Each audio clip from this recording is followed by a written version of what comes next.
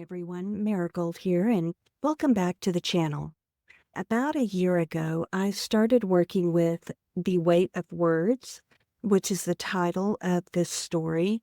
Many of you will know it as the young adult story that I started for Amelia, that was inspired by an opera singer who sang. I will link her information again so that y'all can listen to her content. But let's jump into what we're going to cover today. I'm wanting to look at a 30-chapter young adult novel. As I stated, I've been crafting and playing with it over the past year.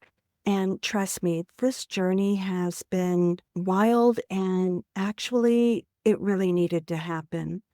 When I sat out to play with it tonight, I went into pseudo-write because I started in pseudo-write with the information that I had already generated inside of ChatGPT and inside of Claude. Again, I'm talking about this was a year ago, so by AI standards, that's like forever ago. And I had this concept. It grew to about 18,000 words for my outline, and my outline itself contains an array of information.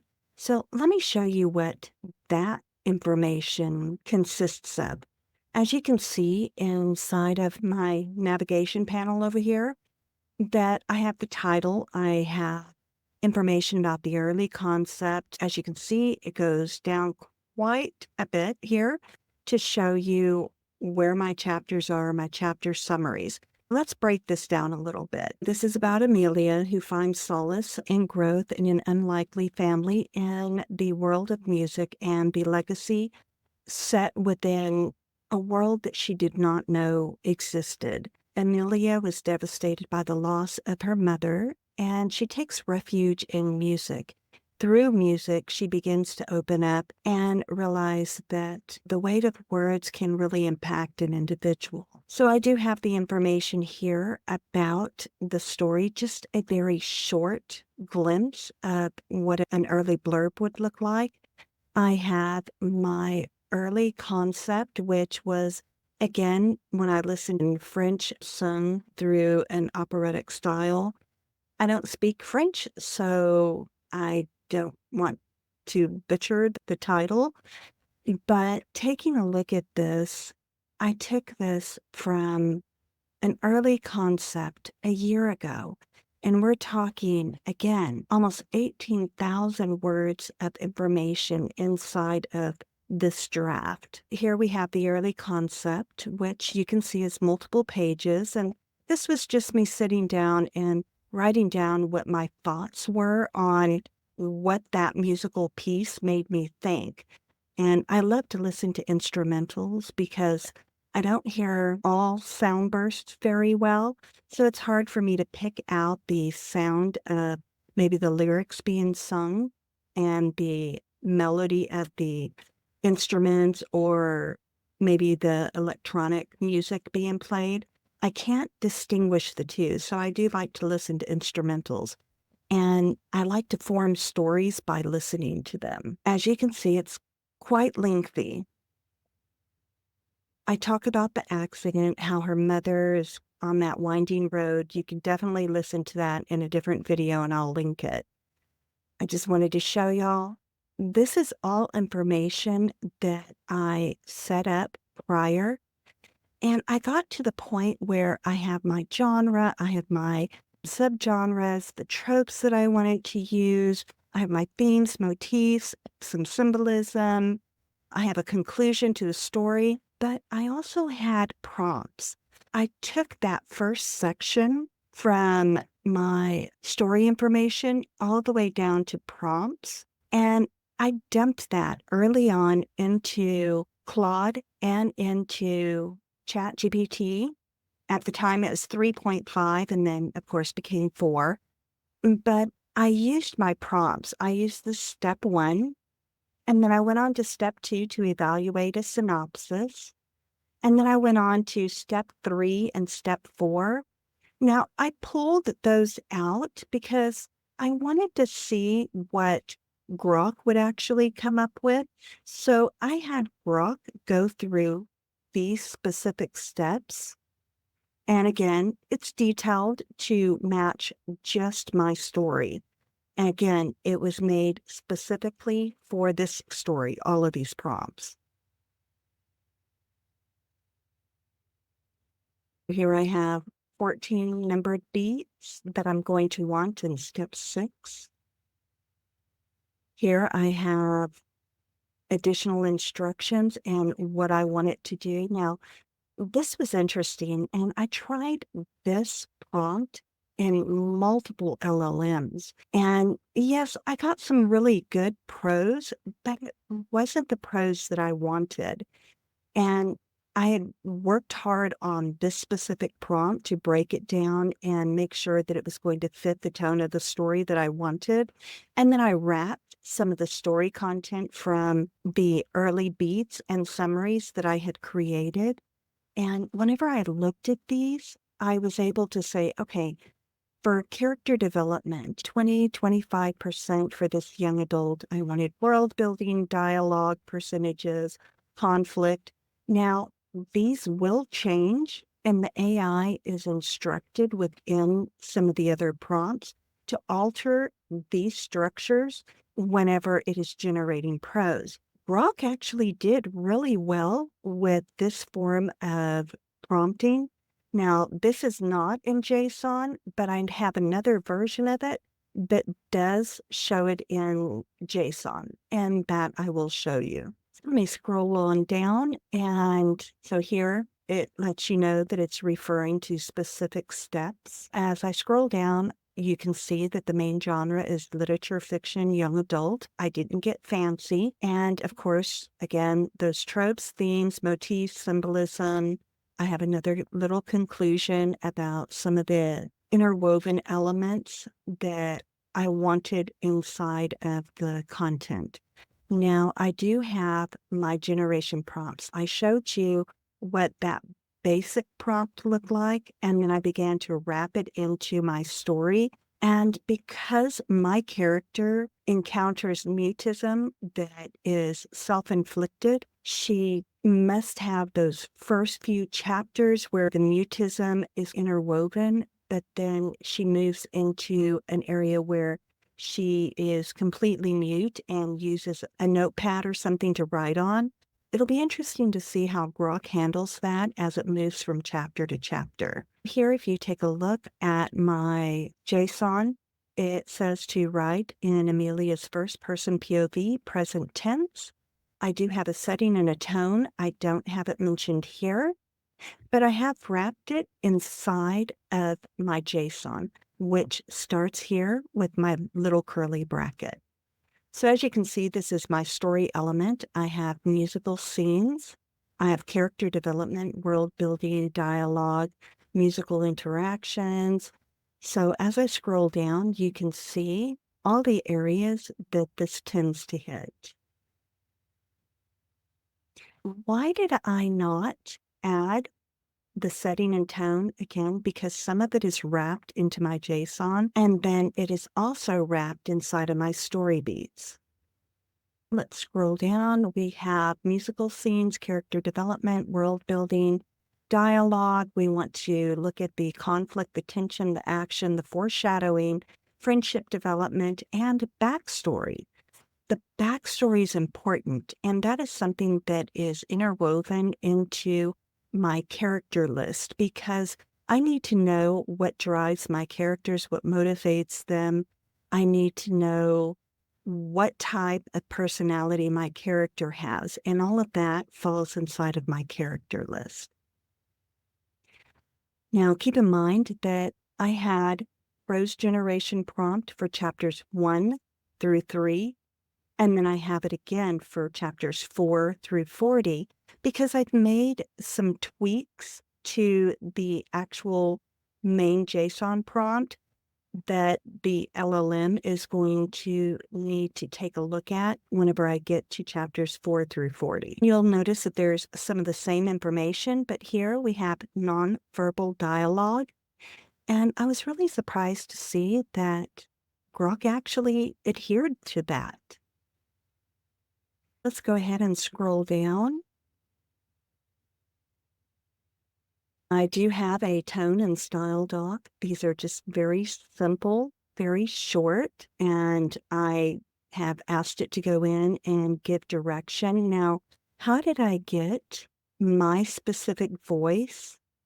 I got my voice from looking at my outline, and I also like to use a little bit of my voice from my woman's fiction writing that I do because it's a vivid, very active, fast-paced body of work whenever I'm writing any type of fiction.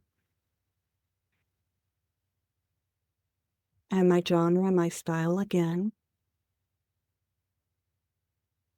And then I do like to use a Snyder beat sheet. So as you can see, this is all the information I'm feeding to Grok. And this is all information that after I provided the information to an LLM like Claude and Chat, that it provided this breakdown for me. Again, all of this you can witness inside of that first video that I'll link. Let's go and look at chapter 1. When I look at chapter 1, I gave it a day and time, and that helps the LLM know what it can grasp and look at. I gave it the characters, Amelia, our 16-year-old, her mother. I gave it a setting, and I also gave it Amelia's voice and the story tone. So I didn't have to use it above in the JSON because it is wrapped here inside of the beats. And then here you see my beat 1, 2, 3, 4, and it just goes on until it hits 14 beats. And then, of course, I have my chapter 2, and then I have my chapter 3 and 4, and so on as I go down. Now, the other thing that I fed Grok were my chapter summaries, and the chapter summary is just a brief overview of what happened in that specific chapter. My summaries are the main thing that happened inside some of the main beats, but my chapters are actually my story beats with a little bit more information on what needs to be generated in that chapter. So let me go ahead and show you what I did inside of Grok. I'm going to pull this off the screen. And I did not actually generate this one live, but chapter 2 and or 3, I will generate live to show y'all the process live. So let me scroll all the way up to the top. As you can see, the weight of words outline and story content is the document that I put here. And I uploaded that, and that is the almost 18,000 word concept. I asked it to hold on to the file and to wait for instructions. Grok's really good about that if you ask it to hold on to it and to wait.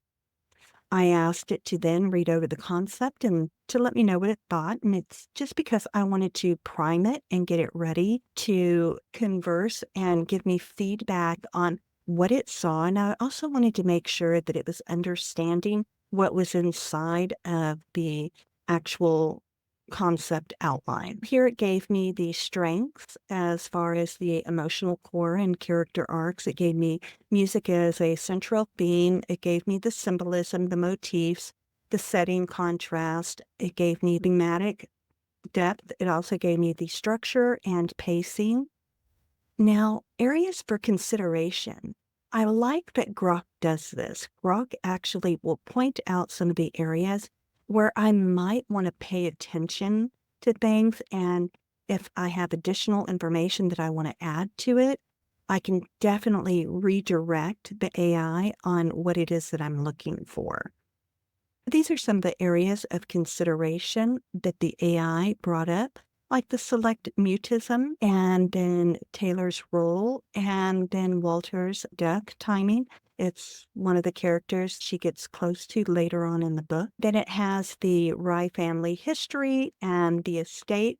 All of that is inside of my outline. It gave me a little bitty summary about what it thought about the actual story, and then it gave me a few little suggestions here.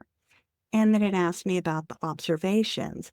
I asked if there was anything else that Grok needed in order to generate the concept, and it let me know that it fully understood the information that I loaded. It gave me a rundown of exactly what information it had, which I thought was phenomenal because, again, I gave it almost 18,000 words. And it said things that I might need clarification or additions, things that it might need.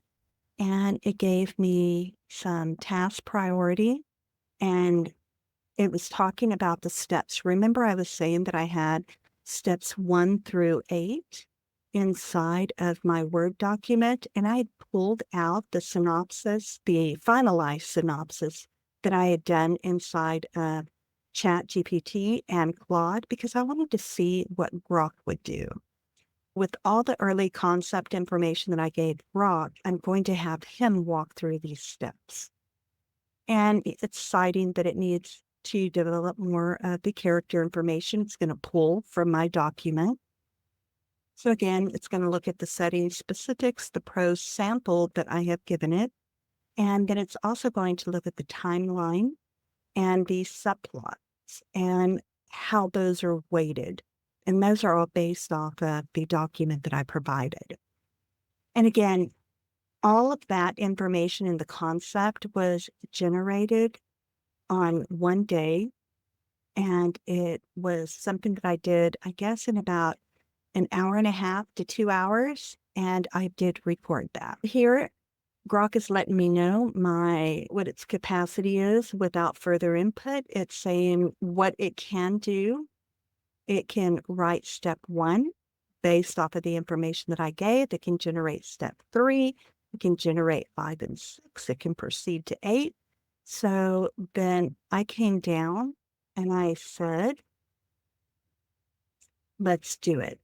So based on all the information that I gave him, he went ahead and went in and created the tagline. And remember, this is off of the prompt that I gave him. Provided the title, the tagline, the log line. It gave me a synopsis, and we all know that LLMs do not know how to count, and I wish somebody found a way to put a really good word counter on these because they really don't know how to count. So again, it's breaking down the information about Amelia, the 16-year-old. It's filling in information from my outline, and it's layering additional information. It's giving some information about my characters. It's giving some information about the trope, the setting,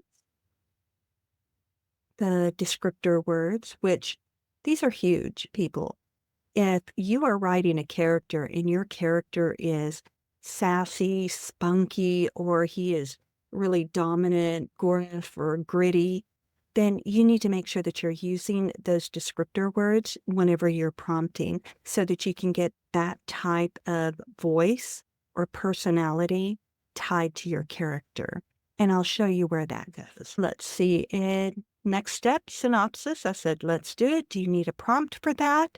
I already know that I gave them a prompt. So Grok said that, great, you're on board. And here it says, I'll proceed to step 2, which is the prompt that's next in line. What he did is he evaluated, he kept the characters' names, ages. So all of this is stuff that I asked him to do and to produce. So this is all information that's being done by Grok, pulling the information from the information that I've already provided. Here is my step 2 evaluation and strengthened synopsis.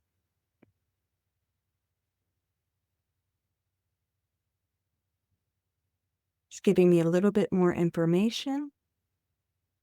We have a little bit more on the escalation of the bully incident. And one of the areas that it really hit was more on the ensemble cast, because we definitely need to know who some of those people are. We have our main character, and as you can see, Prior, we had just a little bit of information, but with the prompting, I was able to have the LLM pull up the physical description, the attributes, the strengths, the weaknesses, the motivations, the goal, the Myers-Briggs. Now, why do I use Myers-Briggs? Because it helps the LLM understand what kind of personality my character has. And again, here's where your descriptor words really come into play. Now, I can change these as I go from chapter to chapter, depending on what the needs of the chapter are. Here is an area that was not in the first character list that we saw earlier. That first skinny little character list only had 3 or 4 people listed, but it didn't have any of our minor characters. And for our minor characters, we have the archetype. We know that Claire is the loyal friend. We know that Dr. Glenn is the healer. We know that Charlotte is the rival. We know who the wise elder is. And by assigning the characters these specific archetypes, it helps to keep the characters on task and ensures that your characters do not all sound the same. Here, I went ahead and prompted, let's go to the next step in line. Notice that I did not tell the AI what step is next. You and I know which one it is. It's step 3. I wanted to see if Grok could actually pinpoint what step we were moving into. So here, Grok went ahead and let me know that step 2 has been done. We're heading into 3, gave me a little rundown of what step 3 is doing. And remember again, step 3 is based off of some of my prompts. We've already done the synopsis. We have done an evaluation of the synopsis. We've had the synopsis generate some of the character list information. Now we're doing a major character list and minor characters. We are fleshing it out even more. Here we have our strengths, weaknesses, motivations. We have the love interest because it's a YA and she has a little love interest here. And we have the antagonist, Lucy. We have her father. We have her grandmother. We have her mentor. We have another antagonist later on in the book. And then again, we have our minor characters. Now, as we're doing this, we're fleshing it out a little bit more as time goes. Here are some of the notes that Grok gave me, and I really like that Grok provides some little notes, like little clip notes. Make sure you're reading these, by the way, because if there's something that you don't agree with, then you need to take a step back and prompt it to give you additional information. So I said, go ahead and go to the next step. Again, I was looking to see what the AI was going to do.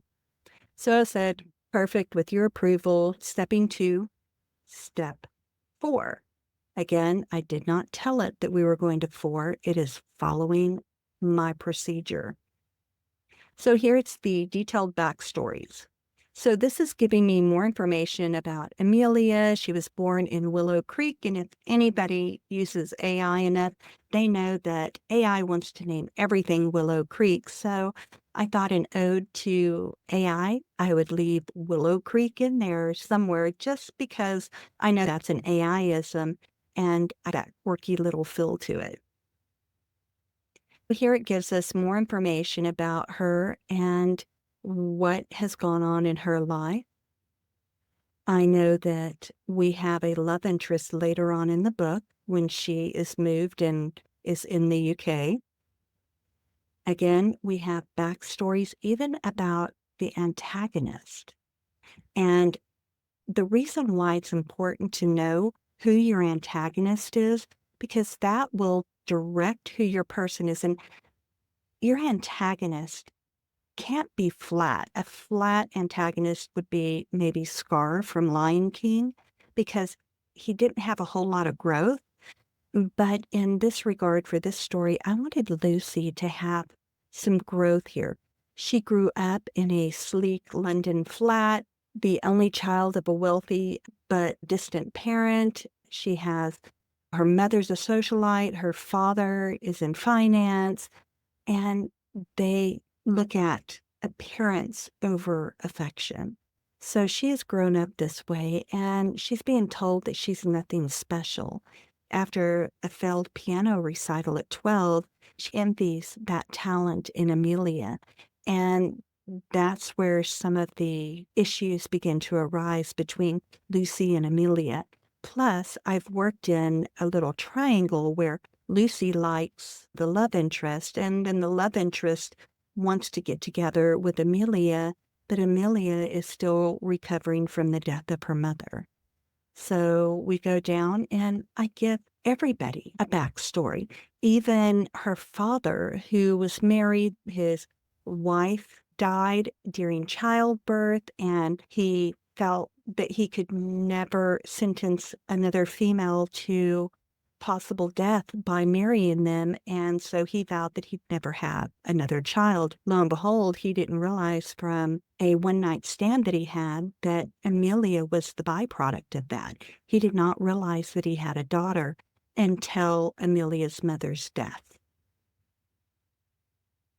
So here we go on down, we look at the supporting characters. So I even have the supporting characters. They all have backstories. Now, you see, her mother is deceased, but I still have a backstory in there. We have a death note, a note revealing Edward's identity and final act of trust in his care. So we will learn about why Anna never told him about his daughter. And it boils down to the fact that by the time she found out that she was pregnant, she picked up a paper, saw that he was engaged, and they looked like a happy couple and were getting married. She didn't want to break that up. And then when she thought, maybe I'll tell him, his bride then, after a few months, became pregnant, and she was not going to break up that happy home. So she went ahead and kept that information to herself. But in her will, she wanted to make sure that Amelia was cared for if something ever happened to her, and she named who Amelia's father was. So here we have all this information. We have myths, lores, legends. I threw in the thing about the deer of Willow Creek and stuff, and it's a little omen that I've stuck in there. It is not a paranormal. It's just a little lore or legend that I've interwoven into Willow Creek. I wanted to confirm the AI knew where the father actually lives. So I questioned that, and it let me know that he lives in the United Kingdom and in Yorkshire, England. It gave me specifics on him. I know that we're heading in the right direction. I said, let's go ahead and move to step 5. And I let the AI know there were 30 chapters, which it should have already known because that was inside of the Word document. And here, whenever I asked if 30 chapters were enough, came back to let me know that 30 chapters were indeed enough. Let me know what maybe the chapter sizes were roughly.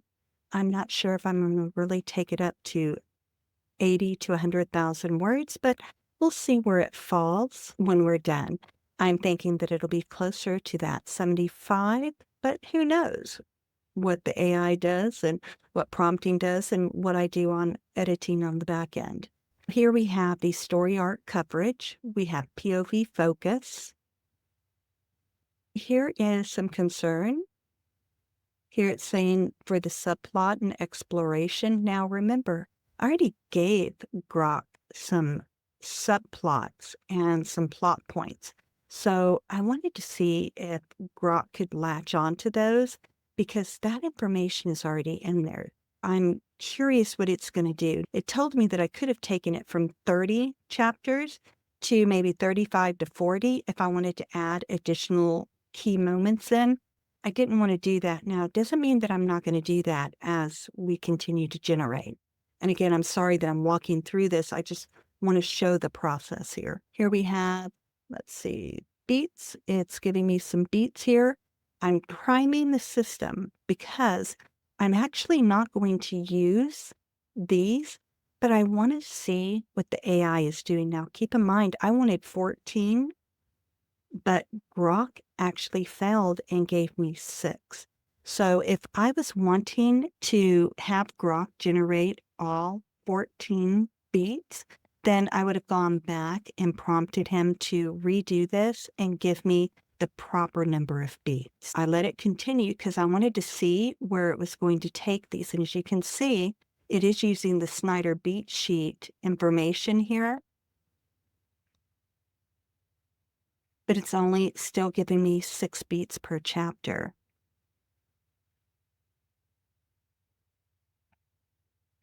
I remember I asked for 30 chapters, and it just went through and gave me only enough for a Snyder beat sheet. So it gave me 14, and then it came back and said chapters 15 through 30 are the post-final expansion of the story, and it gives me some information here. That is not the direction I wanted Grok to go. It gave me an example again, only 6 beats. Again, that is not the direction that I wanted Grok to go. It did let me know, again, it mentioned 30 chapters, but it only gave me, how many chapters did it give? It only gave me from chapter 1 all the way to chapter, sorry about the scrolling, it gave me only the 14 beats. I went here and said, this is a 30-chapter novel, not 15. Is there an issue? Again, I don't want to give the AI more information that I need to whenever I'm testing to see how well it's going to adhere to the instructions that I gave it in a Word document. It let me know that I was right and that there are 30 chapters. It told me that it has the outline. It told me that for whatever reason, it's saying it got confused with the 15 beats and the 30-chapter novel, so it was needing some clarification. As the individual who is prompting, I'm going to take a look at this. It's doing it again. It's only giving me the 6 beats. So what did I do? I refed it the beats that I had. So keep in mind that in the Word document that I had here, for chapter 1, remember I have the day, the time, the character list. So here's my character list. Here's my setting right here. Here's Amelia's voice, a story tone. This is beat 1, beat 2, and that continues all the way to beat 14. So I grabbed those and I fed them. Right here I said, I already have chapter outlines, so using the prose generation prompts, which has inside of the document, and it actually had the 14 beats too. I asked it to please generate prose for chapter 1 based off the content below. Feel free to do this in more than one part, such as part 1, 2, and 3 as needed. Now, why did I do that? Because I find that sometimes whenever I'm generating a chapter, if I ask it to do it in parts, it doesn't seem to get repetitive as much. It seems to focus on the beats rather than trying to cram everything in at one time from the 14 beats, say inside of 900 words or 1,200 words. I can make it slow down and focus on a set number of beats first. So there's that information. It says I got it. And look here. Grok pulled in my prose generation prompt that was inside of the Word document. So here it's telling me it is looking at this information, it's converting it, and it's letting me know that it is going to adhere. It's going to do beats 1 through 5 in part 1. And it gave me the day, the time, which of course is still 7:30, gave me the characters, the setting location, gave me a little bit more information about it. And here it went ahead and changed the voice because I have several different voices there. And remember, I have the Myers-Briggs, so depending on the situation and what her personality generally is like, it's going to pull from both of those areas to be able to show me what her voice is like in this chapter. We have our story tone. Here it went ahead and gave me the opening chapter. Now, one of the things that I do not like that I have a hard time getting Grok or any LLM to do is to not abuse M dashes. And I notice that whenever I do instruct it to slow down on the M dashes, if I'm not careful, it will start giving me really choppy staccato phrasing where it's just a word here and there. It's like her tone flat. It might say something like her tone flat, edgy, surreal, in the moment. And it just keeps on giving me all these different words that just, it's like a word salad. And that's one of the reasons why I will prompt for it to slow down on the M dashes. But I notice whenever I tell it to shun all M dashes, I start to get that really choppy prose. Notice all those M dashes. Such an abuse. It said it did 550, but I don't believe him. It let me know what it did in the beats. Here I said, let's see, part 2, I asked, don't abuse the M dashes because my editor doesn't like them. Use them sparingly. It said that it understood. It seems to do better for me whenever I state something like that rather than, again, to say to shun them. Remember earlier, like right now, it says it's 7:45 a.m. and it was 7:30 in part 1. So part 2, it's showing a little bit of a time shift to keep things in order. Here picks up after the end of part 1.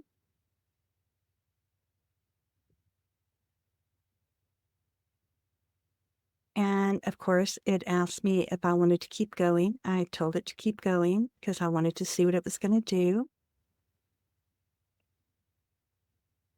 Now, keep in mind that it was at 7:45.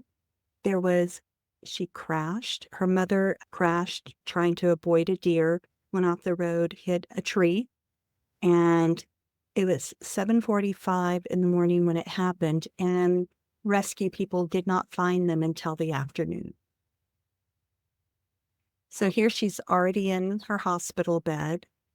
At the end of 2, this is where we're able to see EMS coming and the firemen coming to extract her from the vehicle and her mother.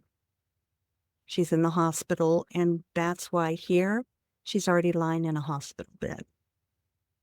Now, there was a big gap between the end of part 2 here, and I felt that there needed to be a smoother transition.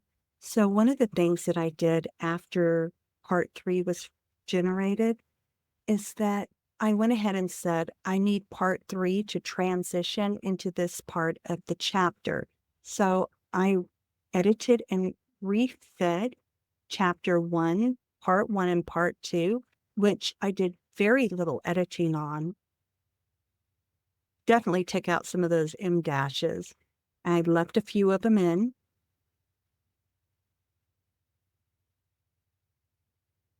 And then it went ahead and transitioned. So it ends here.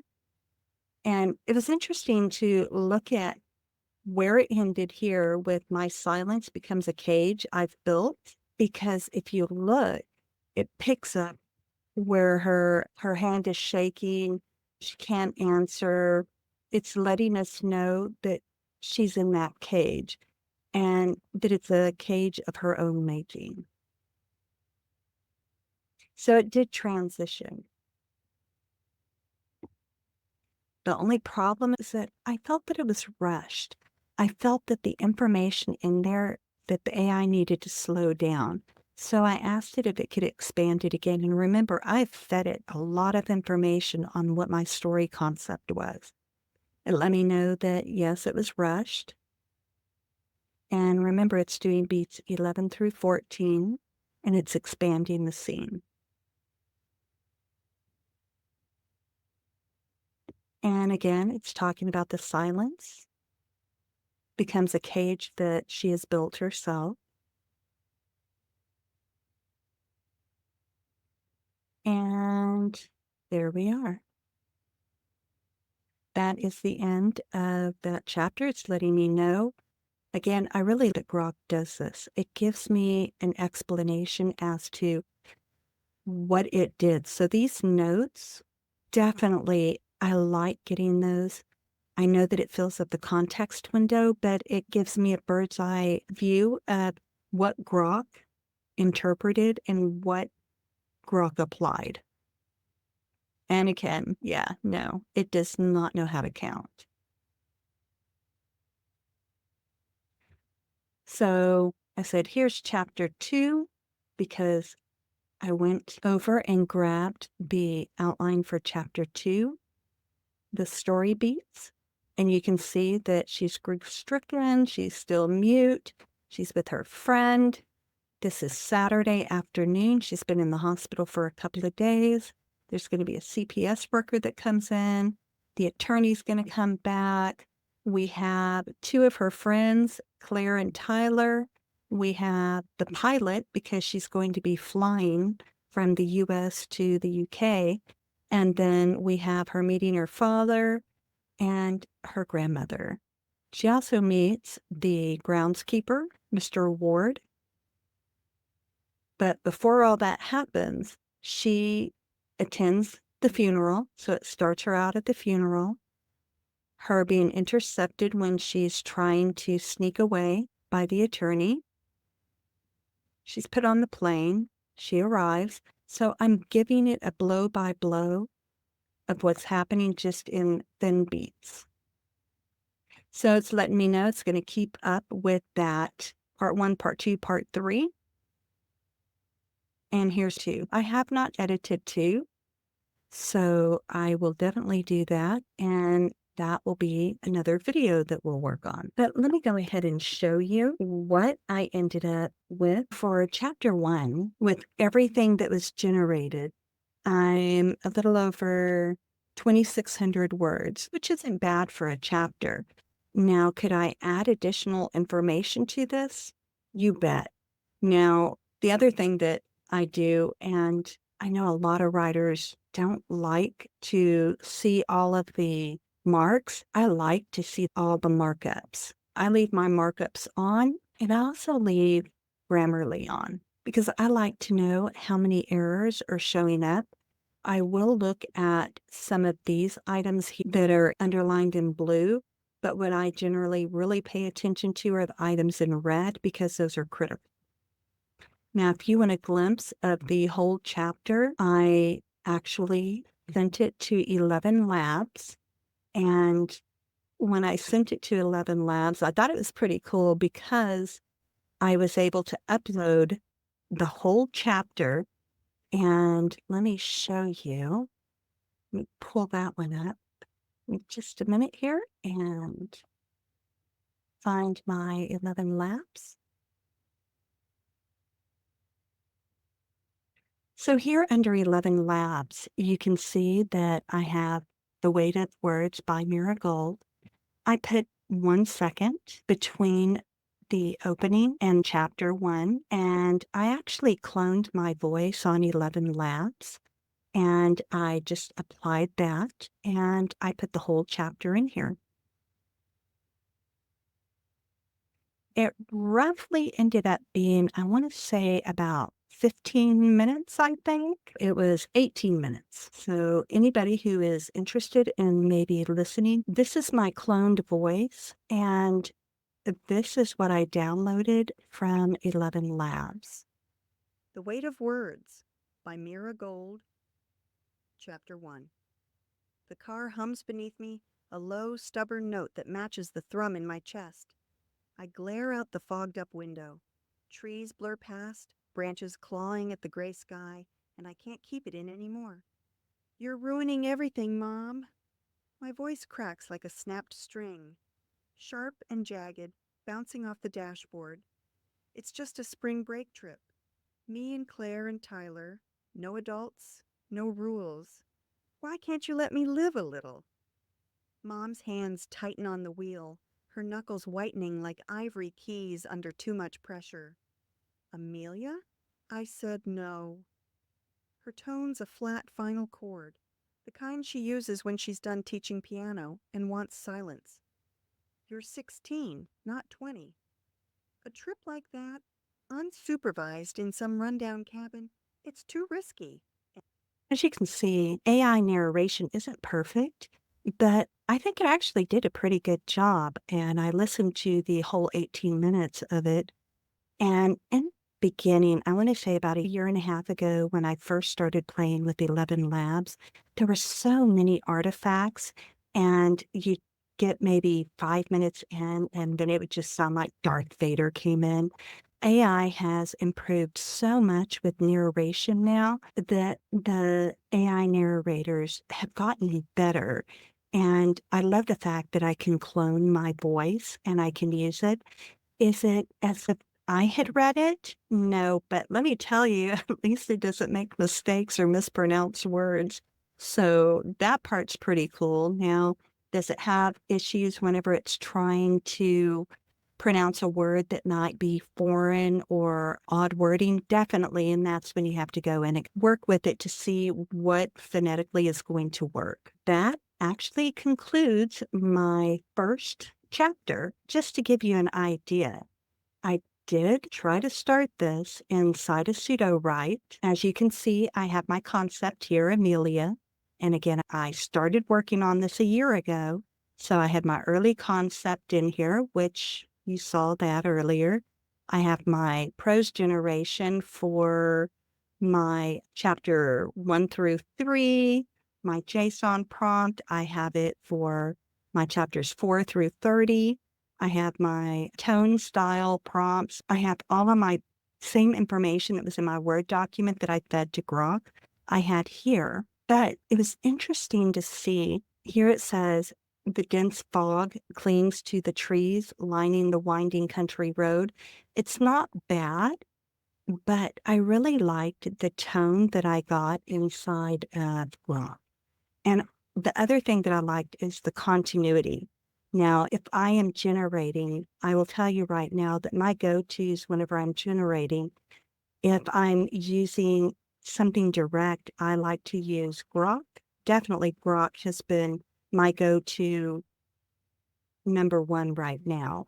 Doesn't mean that it'll stay that way. Who knows? Somebody might come out with something better. But I like using Grok. I like using Quinn, DeepSeek. I actually like using my voice within pseudo write.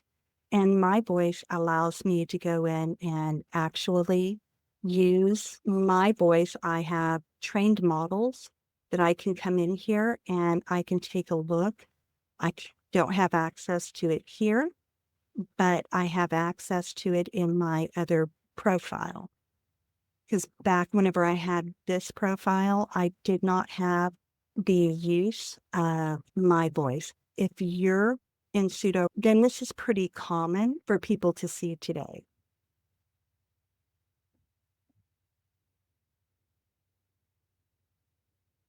But if I am in pseudo, this is one that I was playing with. So if you notice under mode, it's my voice 16, creativity 8. Here, I can continue from beat 1 if I want to regenerate. I have my creativity here. Now, I can drop that down to be 1 through 11, and then I can also go in and look at my voices, which I have 31. I have a few more that I'd like to load. I just haven't loaded them all yet. I do tend to like to use my 16, which is my women's fiction. And then, of course, I have others here like Cappy, and then I have my middle grade and young adult voice. I have a middle grade, very specific voice. I have a thriller. I have my academy, mixed with my cappy. I have gargoyles. Let's see. I have, this one is a mafia. So I have different voices that I like, and all of these in pseudo-write are trained on my specific voice. Now, do I like that? Definitely. I love that I can use my voice. The problem that I run into, I love the voice, and I know that they're working on it and working on continuity, because that's one of the big things right now whenever I'm using, whether it is Raptor or Rexy in FFA, or if I'm using Novel Crafter or say Jasper or even Novel AI or other entities, or even if I'm going direct to Open Router or to OpenAI and I'm using their platform direct, it's continuity.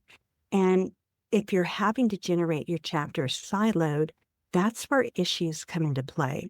That's one of the reasons why, my gosh, I really do generating inside of Grok, because it keeps continuity. Remember whenever I told it that it needed to regenerate 3 because I felt that there wasn't a transition? So I fed it part 1 and part 2 again that I had edited, and then I regenerated part 3, asking it to keep that continuity. Grok is really good at that. And by generating everything in one thread, I'm able to consistently prompt the AI to look at the consistency, to make sure it's cohesive, and to keep the continuity from chapter to chapter, and to keep the continuity across the characters' arcs as well as the story arc. And that is huge for me as an author. And that's one of the things that whenever I'm looking at story elements, I want to make sure continuity is there. And that's one thing I don't get whenever my chapters are siloed. So if you're looking for your chapters to not be siloed, places like Grok, Quinn, and DeepSeek, great for that. But I really like Grok because it tends to not be as repetitive. I noticed that Quinn and DeepSeek, whenever I hit maybe about 7,000, 10,000 words, it began to get extremely repetitive, and I had to keep asking it to alter information or to forget maybe some of the first part of the book that it generated, and then I would feed it a little synopsis of what happened in, say, chapters 1 through 7, so that I could continue on without having to hit that cap of the continuity issue and the repetitiveness, because the context window was full. And I do run into that with Quinn and with DeepSeek. But with Grok, even though I might hit that little window, I can constantly ask it to refresh where it's at, and or I can refeed it details, and it will keep that continuity. It seems that when they went from Grok 2 to Grok 3, the context window, at least for me as an author, seemed to really get better. One of the things that I will advise you to do is consistently keep directing the AI to take a look at the prior chapters so that you can keep your story on track. And that's a wrap for chapter 1. I hope you enjoyed this video. It's been a while since I put one out. I hope that you enjoyed Amelia's journey and that you look forward to seeing what's going to happen in chapter 2 with Grok 3. Now, as we move into the next chapters, chapters 2 through 30, we're not going to cover that intro again about the story. We're just going to be focusing on chapter 2 and how it picked up from where chapter 1 ended. Same thing when we go to 3, we're going to look at how 2 ended and at the continuity and how it's staying cohesive. Again, thank you for joining me. It has been a blast to watch and see how Grok handled the almost 18,000 word outline. If you don't want to miss a single beat of this story, make sure you're subscribed to the channel and that you have rung that bell. Next up will be chapter 2, and trust me, it's a game changer. So Drop a comment below if you have any questions. Let me know what you think of the chapter. Any guesses where Amelia is heading? I'd love to hear your thoughts. And if you're enjoying this specific segment, give me a thumbs up. Share it with your fellow story lovers. And definitely take a look at the link to the audio. I will link that down in the comments below.